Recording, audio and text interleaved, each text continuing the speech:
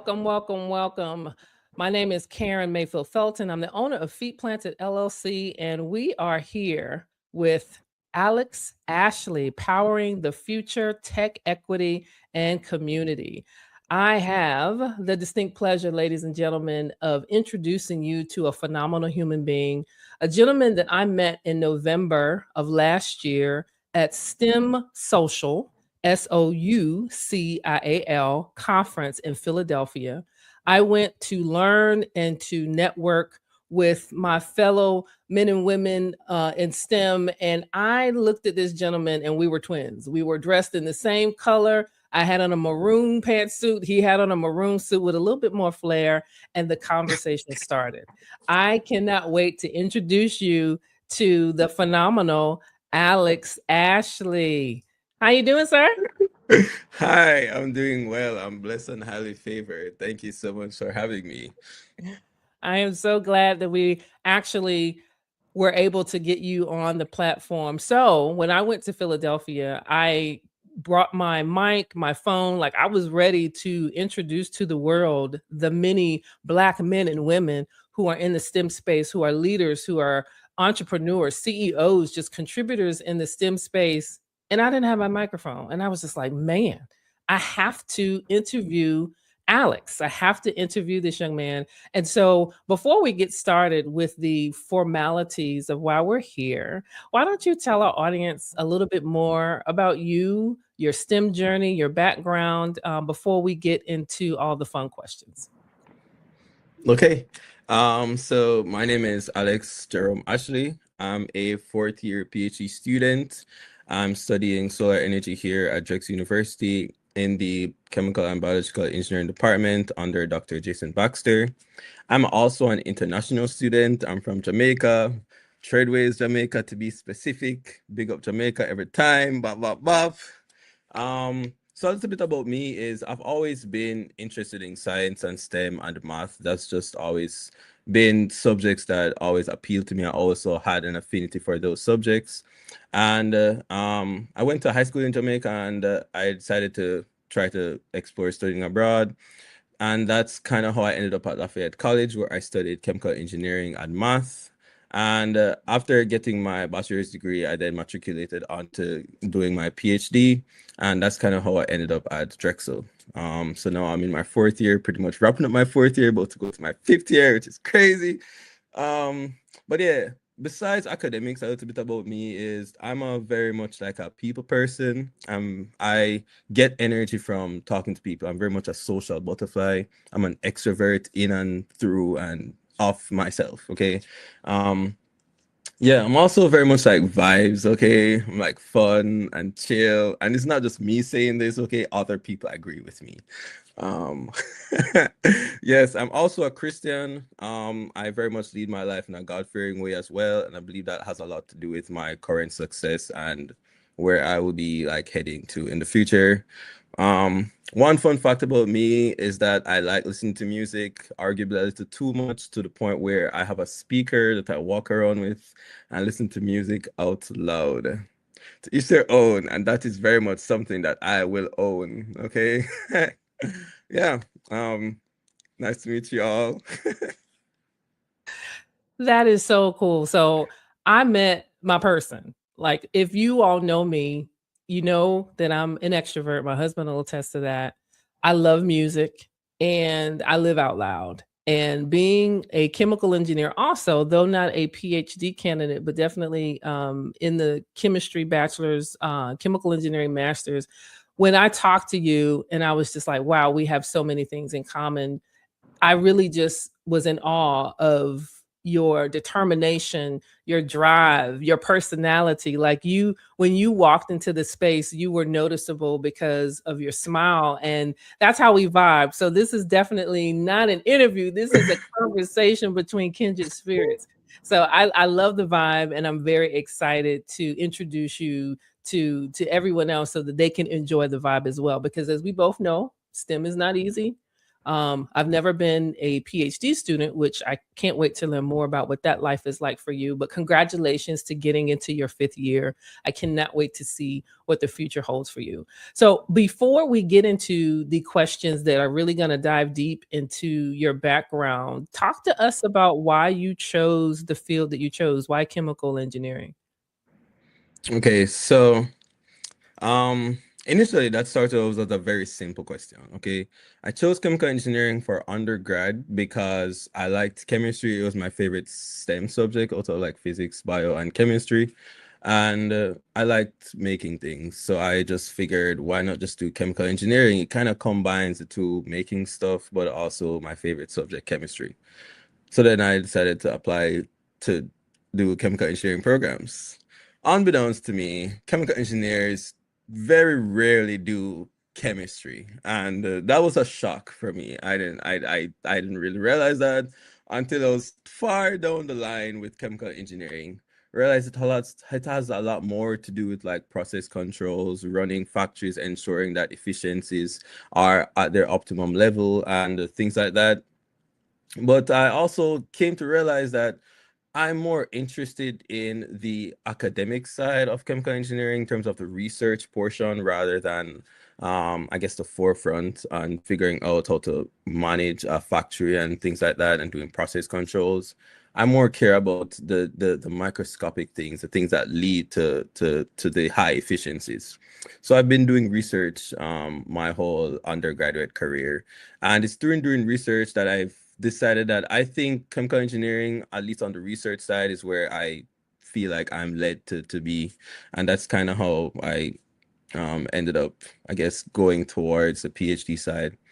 But in terms of solar energy, growing up, electricity was very much a scarce commodity for me where I was growing up. I grew up in country, and it wasn't a very metropolitan area.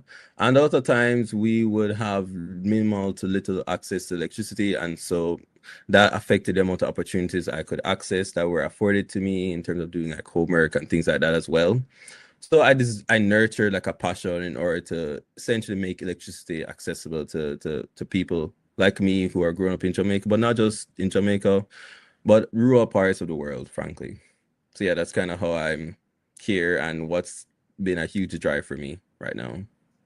No, I appreciate that explanation. It is interesting that you looked at chemical engineering from a very different lens, primarily, I believe, because you had expectations and you right sized your expectations for how you could use it, how you could practically apply it. As for me, I came from a chemistry background, a lot of lab work, a lot of experimentation, and I wanted to get my hands dirty. Like I wanted to tinker, I wanted to build. So those processes, that rigor that is embedded in our chemical engineering foundation was my zone. What I love about your story is that you mentioned giving back, and you mentioned the energy, and you mentioned sort of the work that you're doing outside of the lab. So this brings me to sort of an intro into some of the questions. So talk to us more about that work that you are doing for the world and internationally.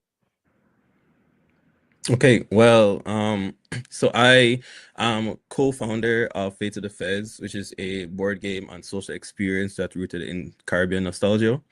This is an organization that offers a way for people to connect, network, and discover opportunities that do two things that fund solar energy research and education advancement. So it's a board game and social experience, meaning that it's like a live event service. You have to go somewhere to play the game. It's not like you can buy the game off the shelf and play it at home with your friends.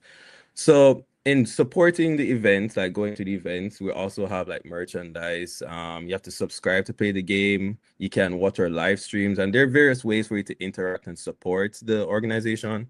But by doing so, you are inadvertently supporting solar energy research and education advancement. And this is because at our core, we're committed to sustainability and reducing climate impact for generations to come.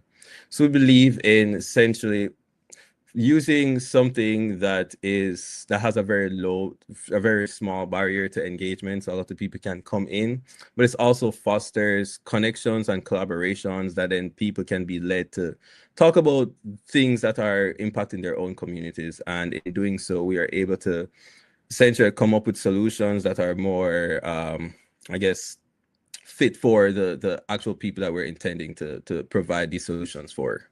So that's a little bit about what I'm doing. This organization, parts of the funds from this organization, because it's a for-profit organization, goes towards funding solar energy research and education advancement, primarily in the Caribbean. So it's going to partially fund what I intend to establish after graduating, which is a solar energy research institution that is going to do two things primarily. It's going to provide research opportunities for the students of different academic levels. So initially, what I intend to do upon getting my PhD, I tend to essentially pay it forward. I intend to share the experiences, the knowledge I've gained with people who would want to get to my point, but I want to make it easier for them to get to my point. I don't believe that people should be struggling as much to get a PhD as I have struggled, okay? I believe in ensuring that people can get to the PhD point without falling to the same pitfalls that I have encountered within my own journey. And that's something that I think should be afforded to people globally. One of the reasons I left Jamaica was because there was a lack of STEM research opportunities. And that's something I want to provide back for my country. And brain drain is a big thing, not just in Jamaica, not just in Caribbean, but a worldwide phenomenon. And that's something that also, through this organization, Fate to the Feds, I think that this can really try to essentially like reduce and curb and just to provide research opportunities for people globally, so they don't necessarily have to like leave their home country, leave their families to pursue higher opportunities like that. So I was clicking the buttons. That is remarkable. I remember when we were talking in Philadelphia and I was listening to you explain the work that you're doing. I was just like, I need to know more. The world needs to know more. So I'm actually going to put your handles on the screen. We're going to take a little bit of departure from our regularly scheduled questions. Ladies and gentlemen, his LinkedIn information and his Instagram are on the screen. Fate of the Feds is what he said. Please go find that IG handle, find him, and ask the question, how can I help? Part of the reason that I interview not just my STEM family and my STEM tribe, but I also want us to be more civic minded, more community minded, because what you just said is going to pay it forward. You're going to leave a legacy with this program and with this game and the ability to change lives, not just here in the United States, but also back home. It's very honorable, and hats off to you. And thank you for doing that hard work. You mentioned your research connects thin film solar technology with data driven modeling to accelerate the energy transition. Now, these are real technical terms. For all of my geeks out there, this is where you scoot up to the screen and listen real close. So this is very niche. So if there are any students that are in this field, what concrete problem is your work going to solve? Can you describe us globally what a win would look like with your research? Okay, so one concrete problem my research is trying to solve is understanding why some of the promising solar cell materials lose energy before that energy can really be extracted or turned into electricity. Now, in the thin film and solar technology space, I work with a specific type of technology called cadmium telluride. This is different from the niche material on the market, which is silicon. And essentially, cadmium telluride, like silicon, it has tiny defects, interfaces, and also recombination pathways, which are different pathways or mechanisms that reduce the amount of electricity that one can extract from this solar technology. So there are different ways that the efficiency of solar devices is reduced. And my work essentially uses spectroscopy, which is kind of like optical characterizations. I use lasers to excite solar cells and also combine that with computational modeling in order to figure out what's really the true causes for these losses in performance for these devices and how can processing conditions be used in order to improve these materials. So how does heat treatments, what temperatures, what pressures, what concentrations are you using, and how does that overall impact the efficiency? Can we change that in some way to improve that? And I do that experimentally, but I also do that computationally. So I very much approach it in a very like holistic manner. And this matters globally because if we can make solar technology cheaper, more efficient, and easier to manufacture at scale, we can improve access to clean energy in places that need it the most. And that includes countries like Jamaica, but also many other parts of the world, the global south, where energy costs can be very high and grid systems can be vulnerable.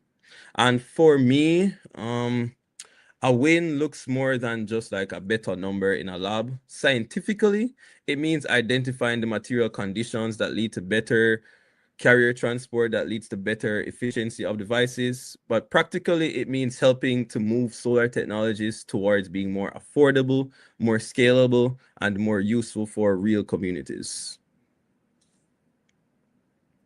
Wow, that is so important in today's not just economy, in today's geography.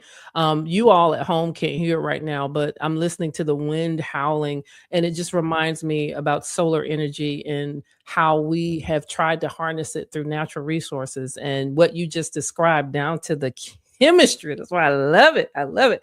Down to the chemistry is how that's going to work. For our students out there that are not where you are, that may be interested in sustainable energy, interested in improving the planet, interested in improving how we use our raw materials. I know that they're out there because I host a STEM group of girls in my local high school, and I've got two that I would love for you to meet. Like, they're really involved in this work, but they're also involved in getting their peers to have an appreciation for what this means, not just in their community, but across the world. Can you talk to those students out there who may be like my girls in STEM in my program? What can they do? How can they start if they're interested in some of the work that you're doing and that you just described? Well, you're first of all, I think that you've already started. They've already started because you touched on a couple key factors. You touched on the fact that they're already in STEM, so it means that they're already building that strong foundation in like math, coding, and scientific thinking. I'd say you don't people generally think that you need to have access to like this perfect lab so you can start developing useful skills, but you can really start from like learning Python, doing data analysis, simple problem solving that you can do from your laptop, a phone, or even a library computer. But you can also pick a real world problem that matters to your community and you can study that deeply. It could be electricity access. That was what it was really for me, like solar adoption, battery storage, water systems, climate risks. The list kind of goes on. And when you connect your learning to a real issue, your motivation, I feel like, becomes stronger and your work becomes more meaningful. You feel that there has impact now in what you're doing. There has practical relevance to what you're studying. And I feel like a lot of times in academia, we get lost in the theory that we sometimes lose sight of what the ultimate goal is, which is for practical purpose to uplift, improve the environment, and bring sustainable solutions. But also finding partnership, as you mentioned, that these students have found partnership. Very much finding peer-to-peer networks is very important because it's how we grow together as one. We can share with each other. I very much believe in collaboration. That's very much something that I thrived off of with my own degree. In fact, I've encountered a lot of issues with being in a PhD program. That collaboration very much was a solution, believe it or not. But also seek out mentorship. So rather than just doing peer-to-peer, seeking out mentorship for people in higher education standings, so they can have visible proof of your own effort. You can join online communities, email professors, and I mean cold call email professors. I got my current PhD position because I cold called over 100 people globally. I just sent out, and this was during COVID. So I just sent out emails to 100 different faculty members all over the world saying, hi, it's COVID time. I know that people are always doing like Zoom and online stuff. So, hey, this is now the time for you to take this random student that you never met before. By the way, my name's Alex and blah, blah, blah, blah, blah. That's kind of how I met my current advisor, Dr. Jason Baxter, and he, took the chance on me. And now I'm in his lab, about to graduate. So you should never sell yourself short as well when you're trying to seek out mentorship. You can apply for summer programs. You can share some of the small projects you've done publicly. But also, and this is very key, you should always document things that you do, okay? Documentation is very important for both the small things and the large things that you do, because over time that will just build up, and then your portfolio just becomes this really large culmination of all the things you've ever done. And opportunity grows when people can see that consistency, that small incremental growth in your portfolio. So it's not just your potential that people are looking at, they're also looking at your consistency. So if you're a student in like resource limited settings, I'd say that you should start small, but don't think of starting small as they're always going to be small, because things become big through incrementally small changes. So yeah, that's all I have to say. Wow. Can I bring you to my classroom so you can so you can talk to my students? That was so inspiring. You touched on so many things that I talk to not just my students, but I talk to so many students about that cold call. Man, when we realize the untapped potential of cold calling and understanding our story and just practicing on getting to yes instead of worrying about where we are and what we need and what we don't have, get to yes. This, I didn't pay him to say this, he said it on his own. This is what I preach so much, and I'm so glad that you foot stomped that and you gave evidentiary examples of how it worked and also how it worked for you. Hats off to you and hats off to your advisor for answering the call. Yeah.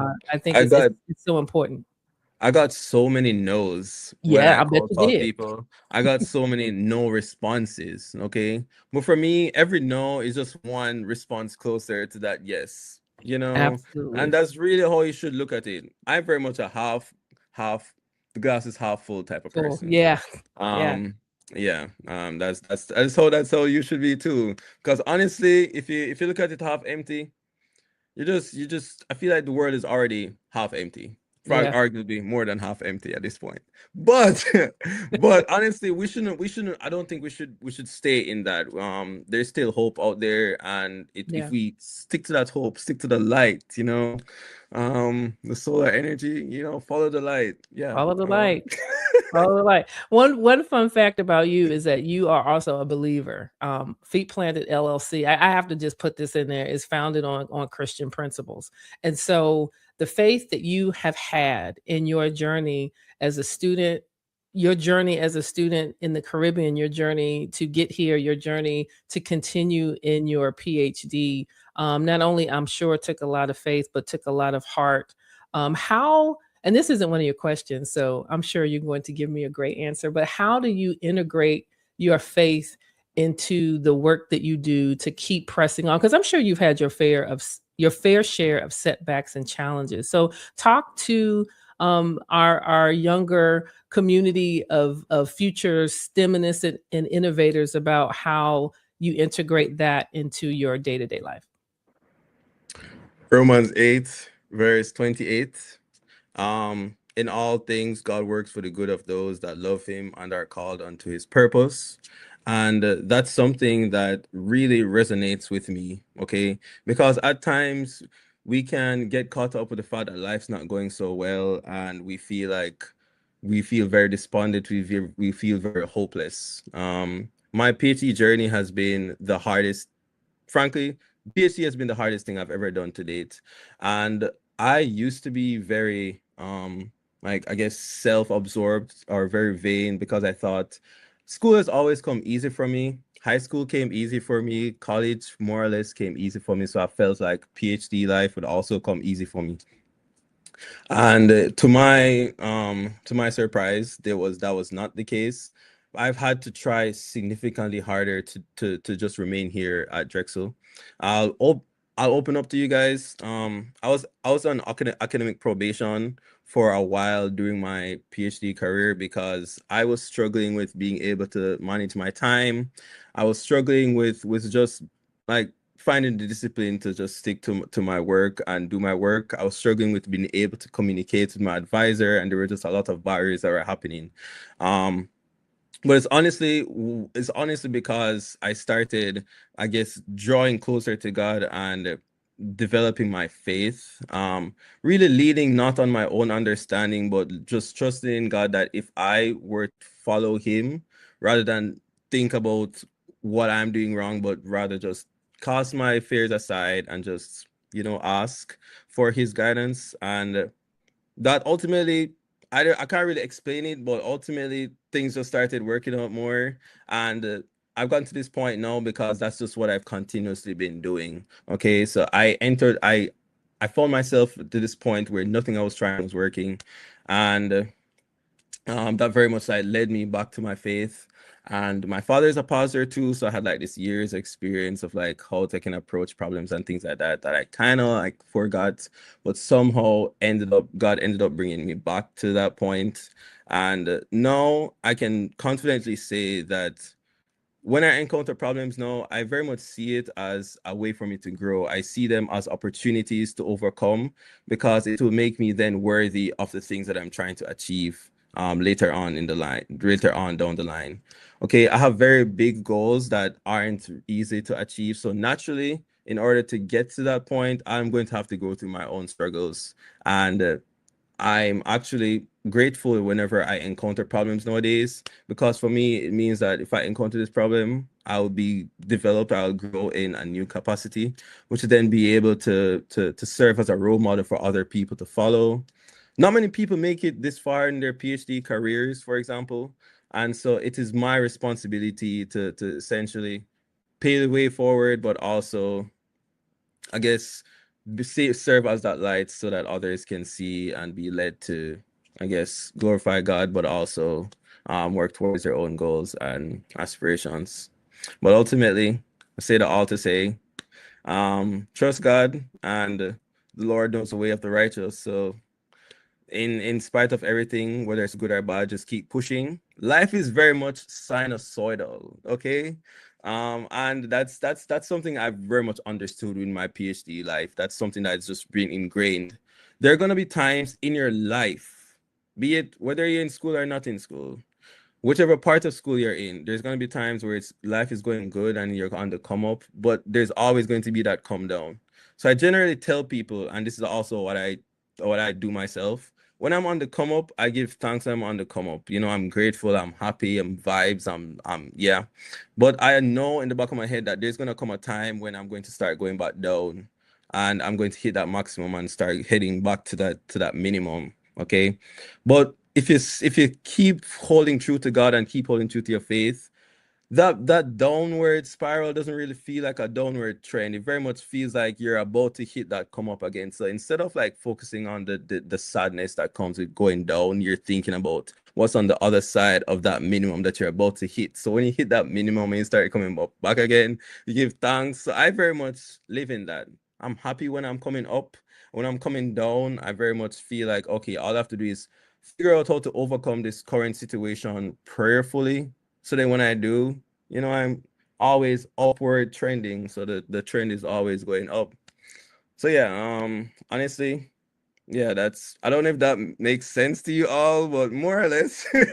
Hey, if it doesn't, you gave him a scriptural reference. And I'm gonna add to that. Proverbs 3, 5, and 6 is what you were talking about. Trust in the Lord with all thine heart and lean not to thy own understanding. In all thy ways acknowledge him, and he shall direct thy path.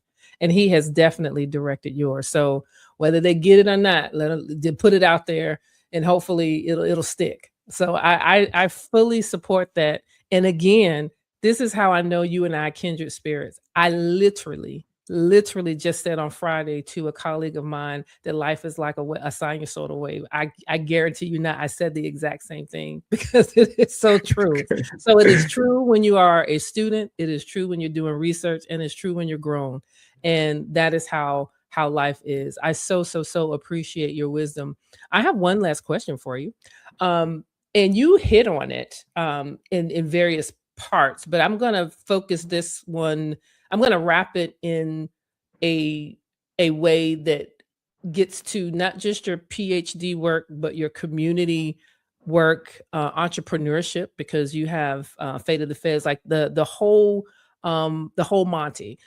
So young folks, they face uncertainty when pursuing advanced degrees. We've got entrepreneurs. We're both entrepreneurs. We're both very committed to our community. Looking at the path that you went through your PhD research, your civic engagement, what trade-offs should students expect, and how can they structure their careers for excellence and the maximum social impact given all of those areas that you are in? I know that that was a loaded question, but literally you're in all of those spaces. So what type of impact can they expect, and what are some tips that they should do to sort of set themselves up for maximum success?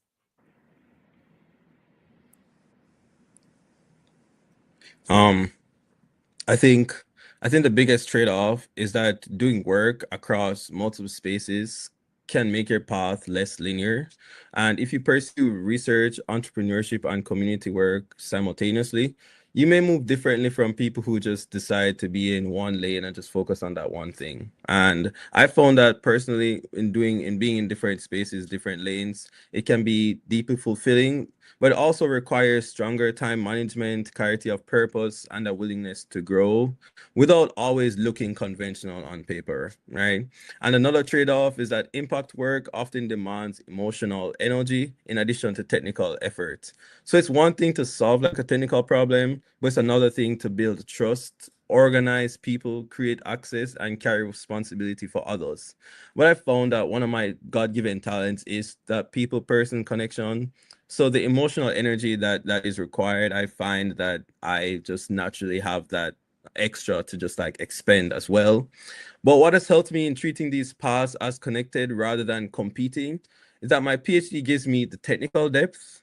Entrepreneurship through Fate to the Feds gives me a vehicle for implementation of that technical depth, but also the community work keeps me accountable to real people and real needs. So when those pieces are all aligned by mission, the career becomes more sustainable and much more coherent.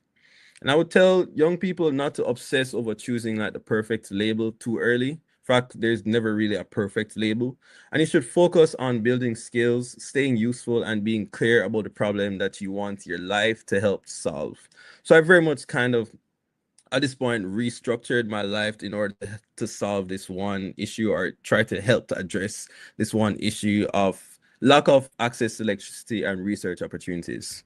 So I essentially been deconstructing my life, all the opportunities I've ever earned, everybody who's ever invested in me. I'm now essentially retracing all my steps, going back to my roots in order to figure out how it is that I can give back to these people. What lessons have I learned to this point that I can then use in order to make this solution that I'm trying to create for specific communities one that is actually going to be impactful. And yeah, that's that's more or less it. That's beautiful advice. And my first thought is, where were you some years ago when I was trying to figure it out? That is really, really good advice. The world has changed so much since I was in school, and I'm so thankful that you have had the upbringing that you've had, the challenges that you've had, because it has clearly made you not just conscious of your own capabilities, but how you can practically use them and how you can make the world better.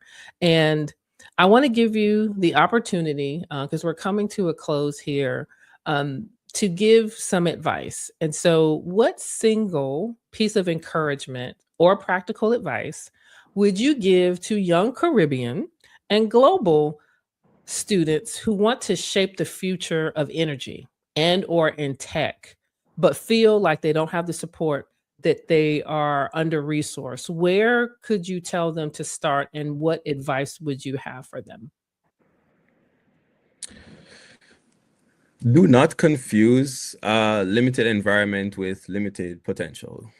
Okay, where you start matters, but nobody else is starting where you start. Okay, everybody starts from a unique position. And what it does, it does not get the final word on what you can build. It actually opens up your world to build something that's unique to you.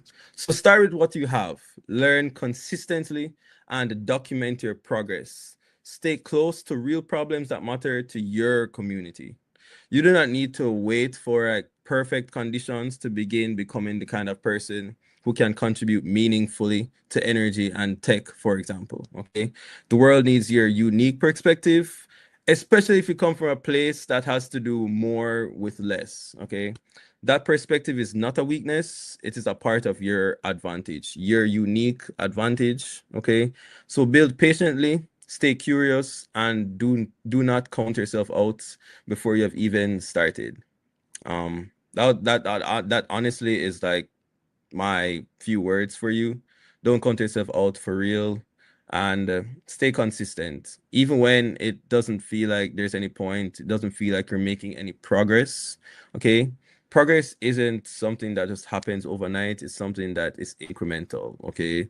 Um, never also just always document, always write down your thoughts, because the only way for your thoughts to become permanent is to write them down or record them in some way. And the thoughts, I think, thoughts, intelligence, you are intelligent, okay? And your own perspectives is what is informing on that intelligence, your unique perspective. So document them. Don't cast them aside because they're all valuable. And ultimately keep recording it, and you'll see what will become of that. A lot of people used to like tease me, for example, because I just think of things in a very unconventional way. But I've learned in my degree, the way I'm approaching my PhD, that even though I'm looking at things in a very unconventional way, they end up making sense. So maybe I wasn't crazy from the jump. And if I'm not crazy, you're not crazy. Yeah. So don't count yourself Wow. out. That is amazing. I was feverishly writing. So, folks, I'm looking at the green button. That's something I always say. This is what he said. Do not confuse limited resources with limited potential. That's a mic drop right there. We could say goodbye now and just end in the conversation. That is so so so so true.